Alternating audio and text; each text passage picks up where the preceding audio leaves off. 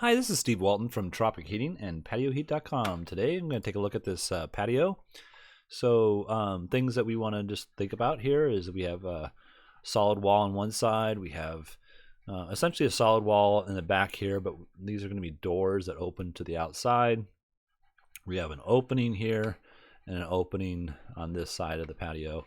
The rest of the house, the rest of behind this structure here is going to be the home.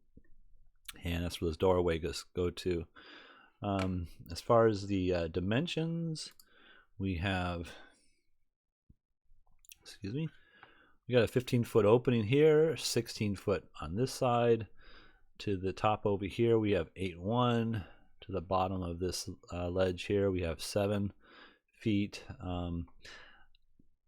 I've drawn out 11-foot apex up here, but I think that might be as low as 10 foot. In either case, it doesn't really matter. The heater location can go up or down a few inches, 6 or 8 inches, without really changing much. You can see in here, I have two 4,000 watt units. I've placed these 4,000 watt units between the center, between this 13-foot mark here. I've taken off the 3 foot of the doorway so that we're not penetrating the heat ray on top of the door. So I centered the heater between that 13-foot mark here, and essentially gives us 7 foot off this edge here to the center of the heater. The two heaters are essentially 6 foot 8 inches on centers, and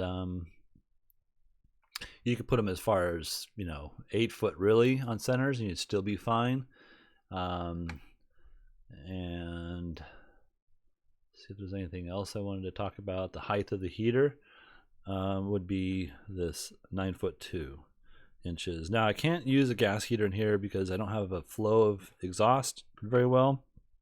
And the customer is actually looking for more of a slimmer application, so that's what we have.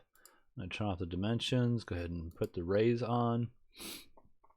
So eliminating the heaters from being in the center, because I don't want to penetrate this heat ray into this doors as much, and this is going to be the more usable space anyways.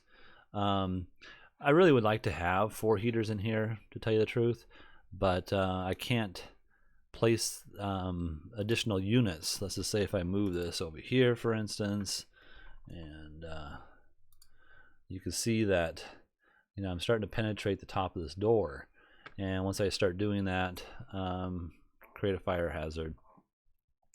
And you can see I haven't even pushed this heater all the way over to really where it should be, so again, I'm starting to penetrate, and even if I have it 18 inches away from this, I'm still penetrating. I'm going to be about a foot and 2.5 feet roughly from the top of the door. I need 4 feet, so I cannot do that.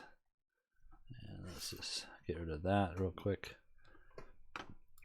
All right, so what I've done is put the 2 heaters here. I'm getting the majority of that 13. Well, I'm getting about 10 foot throw this direction, so I'm missing a foot over here of that 13, and I'm getting a nice coverage in the center with the 2 units at that distance apart, which is up to that 7 foot, 8 foot mark, center to center. So that being said, I think this. I would say that we can place 6,000 watt units up here as opposed to these 4,000 watt units. If we did the 6,000 watt units, we would get a further throw down, because you can see this here height doesn't come all the way down to the floor because that's a predicted area of coverage. But if I had a 6,000 watt, I would, but I would also consider putting a control system in.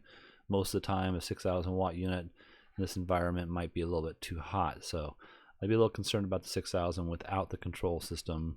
The control system gives you a 1% on, 100% on control variability. So that being said, right here we have the 4,000 watt units, and you could use a simple on-off, but also you'd want to go single double pole switches each heater. So there you have it. If you have any questions, if you're looking for a heating system for your existing or upcoming patio design, please give us a call. We're here to help. Thank you very much for watching, and have a great day.